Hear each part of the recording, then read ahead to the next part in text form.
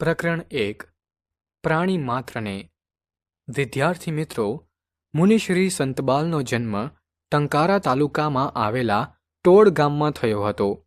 પ્રાણી માત્રને આ એક પ્રાર્થના ગીત છે. આ કાવ્ય દયા, અહિંસા, ધર્મ અને પ્રેમનો આત્માનુભવ કરાવે છે. તે સમગ્ર માનવજાતને જીવનનો પ્રેરણાદાયી સંદેશ આપે છે. આ મધુર ગીતનું ગાન આપણા મનને આનંદ અને શાંતિ આપે છે.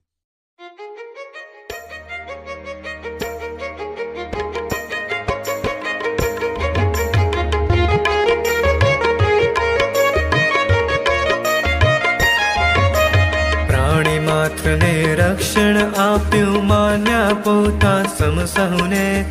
પૂર્ણ અહિંસા આચરનારા નમન તપસ્વી મહાવીરને. જનસેવાના પાઠ ભણાવ્યા, મધ્યમ માર્ગ બતાવીને. સંન્યાસીનો ધર્મ ઉજાડ્યો, વંદન કરીએ બુદ્ધ તને.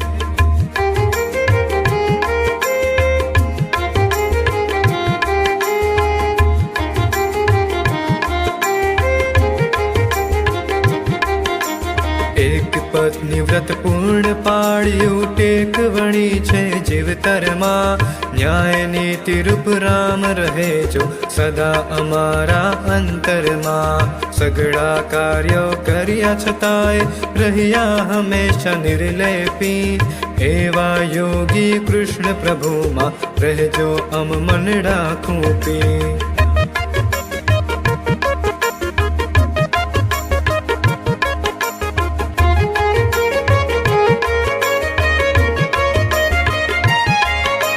प्रेम रूप प्रभु पुत्र ईसु जे क्षमा सिंधु ने वंदन हो. रहम ने किना परम प्रचारक हजरत मोहम्मद तीले रहो. जरदोस्ती ना धर्म गुरु नी पवित्रता दिल मा व्यापो. सर्व धर्म संस्थापक स्मरणो, विश्व शांति માં ખપ લાગો. સારાંશ. આ કાવ્યમાં કરુણા, અહિંસા, નિસ્વાર્થતા અને ન્યાયના ગુણો પર ભાર મૂકતી વિવિધ આધ્યાત્મિક વ્યક્તિઓ અને તેમના ઉપદેશોનો સંદેશ આપે છે. મહાવીરને તેમના સંપૂર્ણ અહિંસાના અભ્યાસ માટે, બુદ્ધને તેમના નિસ્વાર્થ સેવાના ઉપદેશો માટે, કૃષ્ણને તેમના પ્રેમના મૂર્ત સ્વરૂપ માટે, ઈસુને તેમની ક્ષમા માટે, મુહમ્મદને તેમના દયાના પ્રચાર માટે અને જરથુસ્તને તેમની શ્રદ્ધાની શુદ્ધતા માટે શ્રદ્ધાંજલિ આપે છે.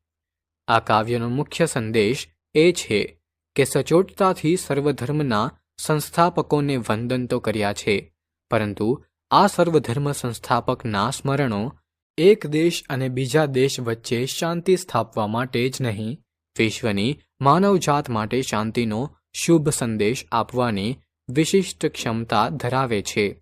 આજના અશાંત જગતને શાંતિનો શુભ સંદેશ આપવાની તાકાત આ કાવ્યમાં છે.